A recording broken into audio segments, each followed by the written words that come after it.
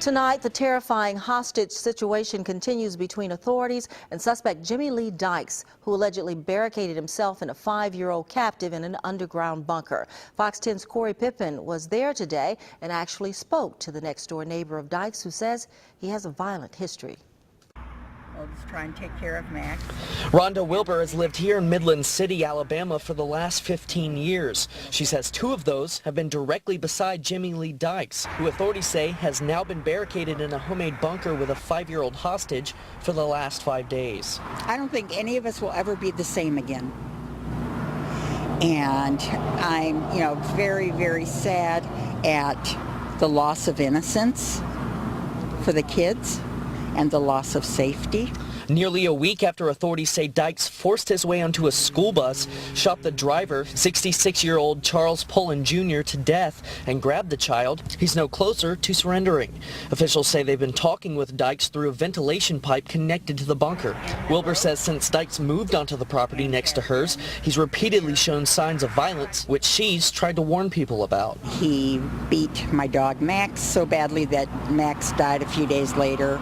He also sliced the back of my golden retriever's neck with a shovel. Him putting up a deer stand at the front of his property so that from 20 yards he could sit, and sat there with a rifle across his lap watching my granddaughter and I knew the man was a time bomb. Authorities from across the country have been working around the clock, shutting down the road that leads to Dykes' home.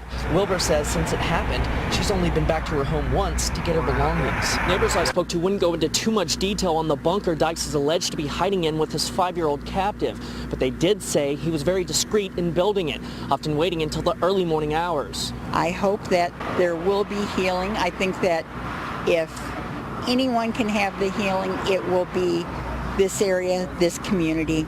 My prayer is that there will be a miracle and that God will soften his heart and he will let the kid go, and then he will spend the rest of his life locked up. Reporting from Midland City, Corey Pippen, Fox 10 News. Dykes was due in court on Wednesday to answer for charges of shooting at neighbors. Officials say the bus driver who tried to keep Dykes from taking 2 children was hailed by locals as a hero who gave his life to protect the students on his bus. Contributions for the bus driver's family are being collected each night at 6 p.m. during candlelight vigils at Midland City Town Hall.